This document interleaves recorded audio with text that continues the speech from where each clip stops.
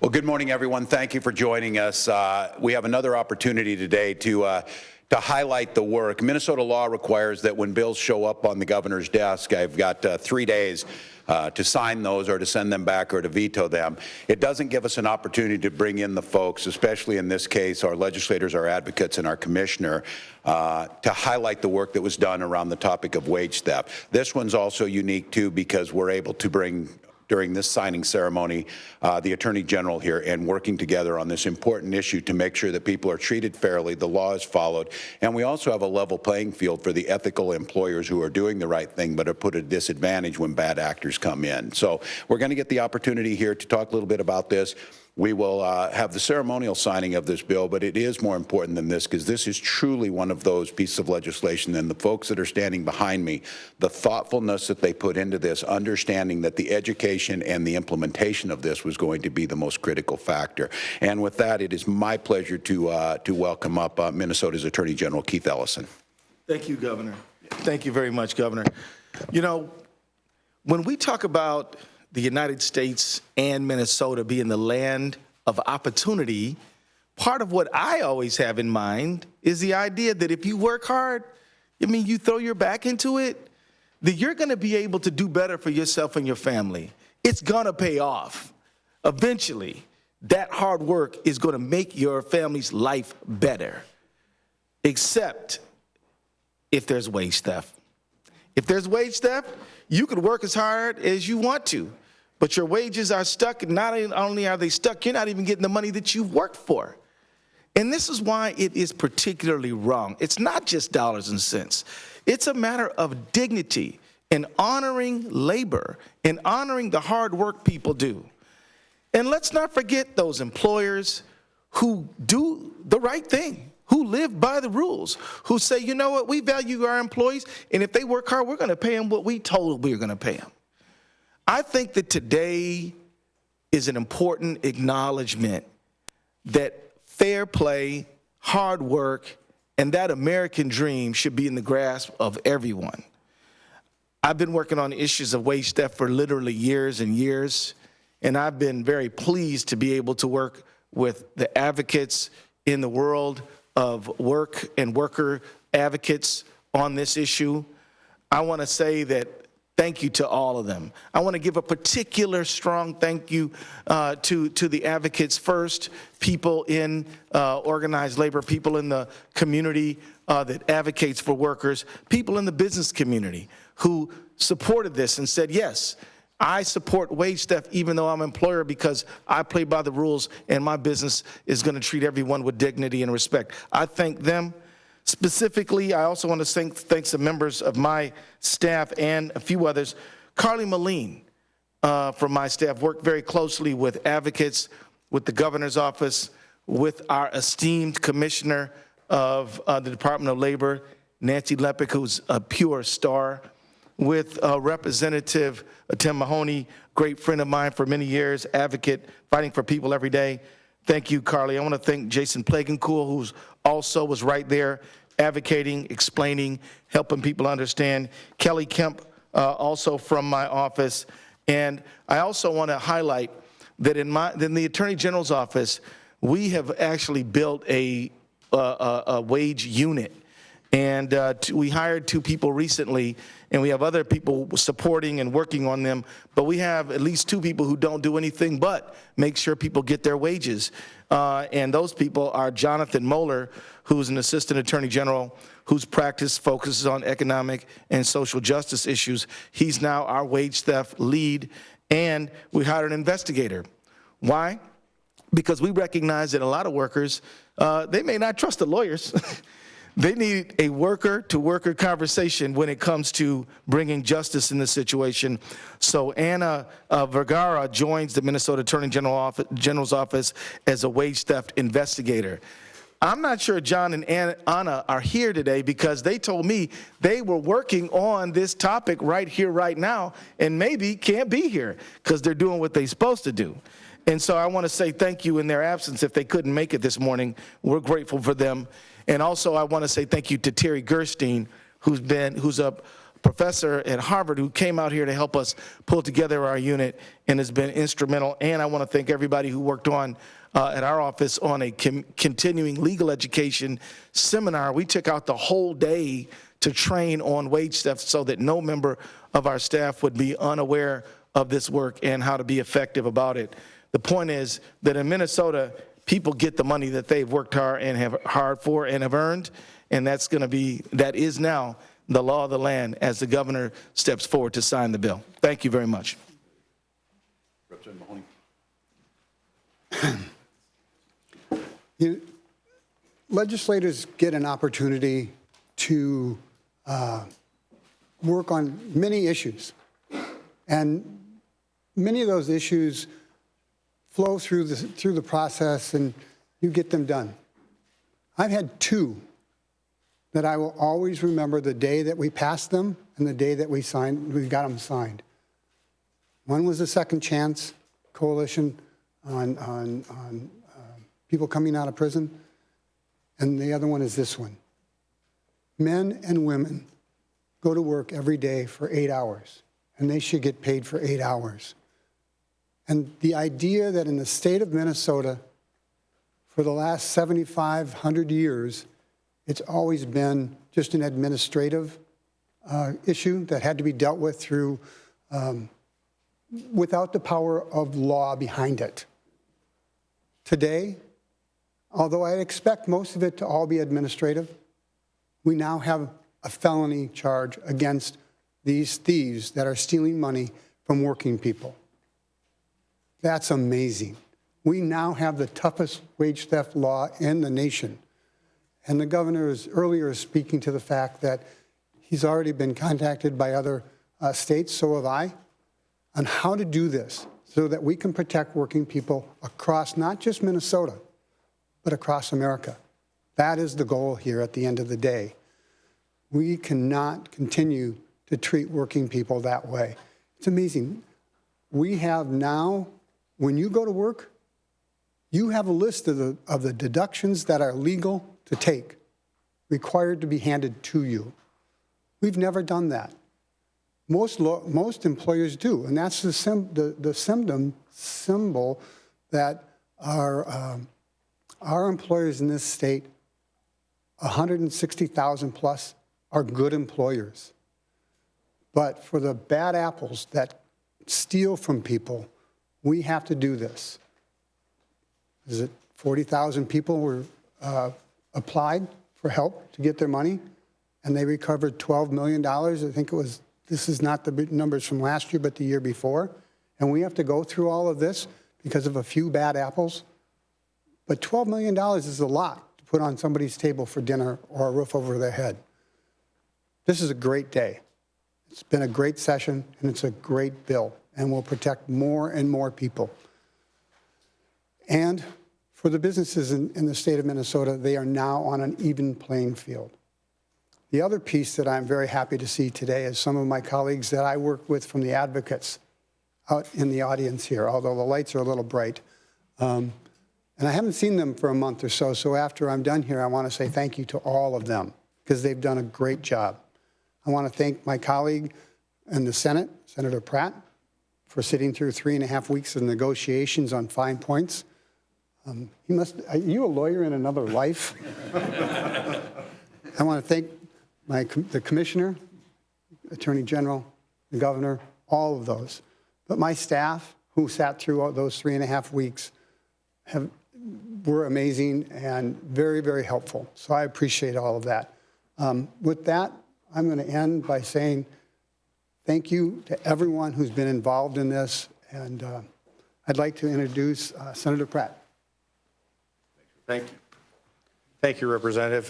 For those that don't know me, my name is Eric Pratt. I represent Senate District 55, which is most of Scott County, Shakopee, Prior Lake, and Jordan. It's a pleasure to be here today talking about this bill because it really shows that we can put aside partisan differences to do what's right for Minnesotans. We agreed on the core value. If you earn a wage, you should be paid a wage. It's that simple. And if you're stealing somebody's wages, if you're attempting to defraud somebody, you should pay a penalty because as Attorney General said, work has dignity, and we want that work to be dignified, and we want those wages to be paid to represent that dignity. Representative Mahoney and I started talking about this bill very early on in session. It was, I think once we got to the very point where we agreed on the value, we were able to work through all the little details. But it was, I'm proud of this bill. I'm proud that it's being modeled by other states. And I'm proud that we were able to take a very balanced approach in looking at the needs, the rights of workers, along with the needs and responsibilities of employers, to make sure that they all balanced out. And everybody could walk away knowing that we're going to try to be fair here in the state of Minnesota. So with that, I'll let Commissioner Leppink make a few comments. Thank you.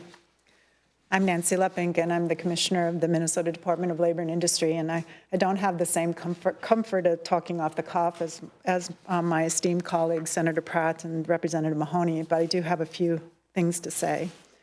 Some of them reiterate those things that have already been said. So in Minnesota, we hold fast to the belief, whether you're the owner of a business or a worker employed by that business, if you work hard and play by the rules, you can achieve the American dream. You can put food on the table and a roof over your head. You can raise healthy and educated children and even put a bit away for retirement. But that American dream is stolen when businesses don't play by the rules.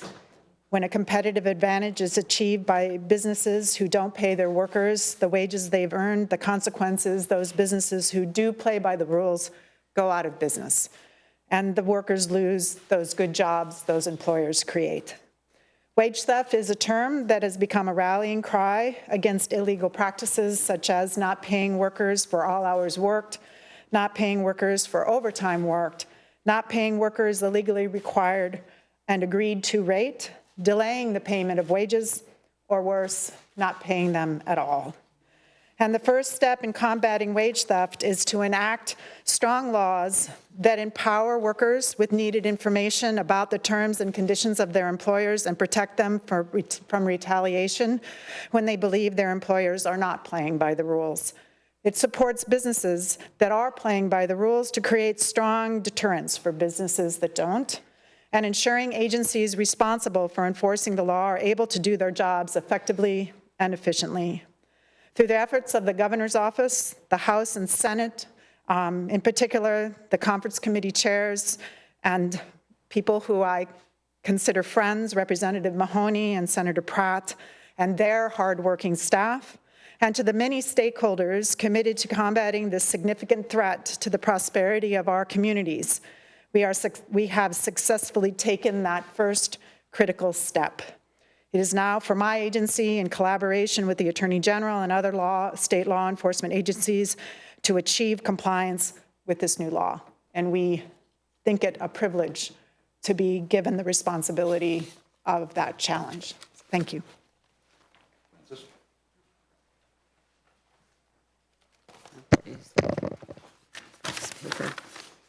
Hi, my name is Frances Hall, and I live in Aldrich, Minnesota. I myself, along with multiple other home care workers in my area, were victims of wage theft. We experienced our agency taking our wages and or just not paying us. The agency called it recapture. This ended up being thousands of dollars in wages. With the support of our union, SEIU Healthcare Minnesota, I was able to file multiple grievances against the agency for all of us that were victims of this. Since then, with the diligence from our union and myself, DHS and the Attorney General's office looked at this and knew this was not right, and they took action against the agency. But other victims of wage theft are not so fortunate. They just give up and never get their lost wages.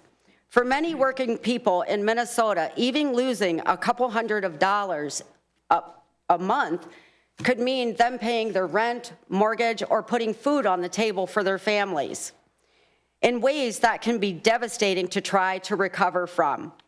Wage theft is not okay. Everyone deserves to be paid for the work they have done. With this new wage theft law in place, hopefully it will deter other companies from doing this to the hard-working people in Minnesota. Thank you.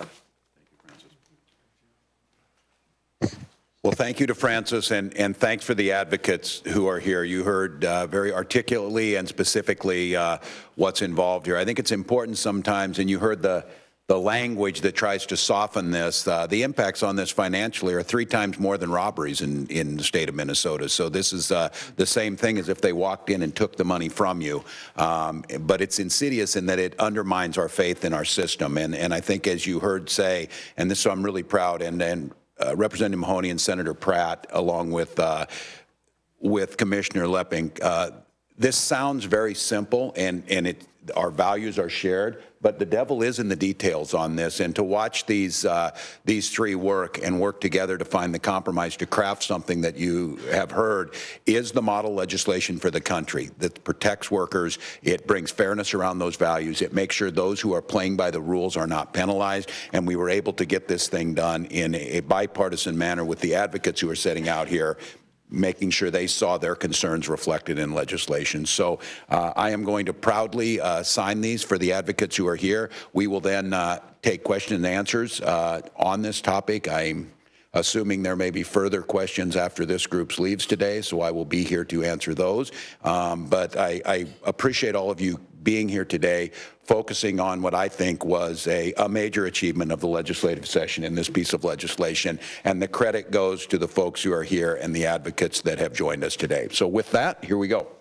Governor, hold on one second. I want to make sure we get all the advocates that are in the back to actually come up and get a front row look at this. So for the folks that are in the back of the room, if you could just sneak right up this way, and we'll wait just a moment, and we'll make like a large U kind of behind the governor here. Please, please. So go ahead and Thank you all for your advocacy. we just need to keep the space in the front so there's some cameras and Yeah, we can get them in here. As our advocates are joining us, this is the 2019 legislative session. too. Chapter 7, House File number 2. Go ahead, come on this way. Come on up, folks. On your shoulder, Dave. And this is relating to state government appropriating money for jobs, economic development, energy, and commerce, establishing wage theft prevention. Again, sounds very, very simple when you state it. This is work that has not been replicated anywhere else. The only one that I think comes close to us is the state of Colorado right now. And that is a testament to the folks here. And I would say, as I put my name on this, a testament to the values you heard the Attorney General so clearly articulate, Senator Pratt, the dignity of work. And so with that, it's my pleasure to put Minnesota to the forefront of protecting workers, protecting ethical employers, and living by our values that a day's work means a day's pay. It's not long.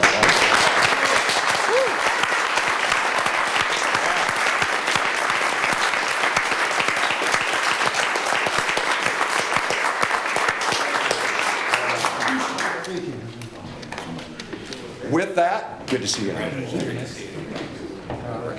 With that, we will take questions specifically dealing with wage theft, and at that point in time, we'll clear our advocates and we'll come back and have ample time for any other questions. Governor, given that this is such leading-edge legislation, are you worried that you're going to face a legal challenge on this front? Is that something that's in the window? You know, the Commissioner and the Attorney General are the two better posts. I have to tell you that I'm going to answer for them. The questions that they were asking and the thoughtfulness that went into this, address those questions proactively on the front end. I think you heard Representative Mahoney joke about Senator Pratt being a lawyer in another life. They focus that way. So my thought is this is and I think we're getting the feedback, a very well-written piece of legislation. So Well, all I'll say, Governor, is that, you know, in the United States, people have the right to civil redress. So anybody can sue anybody for anything at any time. But I don't think that there is a good faith challenge to be made against this legislation. It's thoughtful, it's clear, and guess what? You can't steal people's wages, and there's no court who's going to say you can. So I think we're in solid ground, and we're prepared to defend. Commissioner, you have the resources, all the resources that you need to enforce this law? Or is there going to be additional resources necessary in legislation? So as I discussed this issue with Senators Pratt and Senators Mahoney, who were, in addition to passing a strong law, I'm sorry, Representative Mahoney, excuse me. I didn't do that during negotiations, so it's probably part of the reason we were successful. So, of course, it was understood that when you pass a strong law that makes promises to citizens, that you have to back that up with the resources and the competency and capacity to effectively achieve compliance with those laws. So I think we have a very strong down payment, both the money that was appropriated in the last legislative session and now in this legislative session, to be able to be in a much more proactive manner tackling this issue. There's not a law enforcement agency on earth who wouldn't say they could use more resources, but I believe the state of Minnesota has made a very strong down payment on what is needed. Down payment, what additional resources be necessary in the future that are not designated at this point? And then the question I have with Senator Pratt is what are Republicans' attitudes on that going to be in the future budget cycles? My belief is that we have sufficient resources to have an impact on compliance. And so therefore, we will do everything we can with the resources we have. How much did you get and what to buy? The resources were, in this biennium, was $3.092 million for this biennium and next. That will primarily purchase human resources. So this will enable the agency to increase the number of investigators that we have enforcing compliance with this law. How many new investigators? At this point, we're looking at between 7 and 8 new investigators who will be added to the agency. And that's in addition to how many you already have? We have approximately 8 folks now who are responsible for particularly minimum wage and overtime obligations. And so therefore, as you can see, this is would double that number. I mean, as I discussed this with Representative Mahoney and Senator Pratt, you kind of think of a water brigade. And, you know, for a water brigade to be effective, you need to have enough to get the water from the river to the burning house.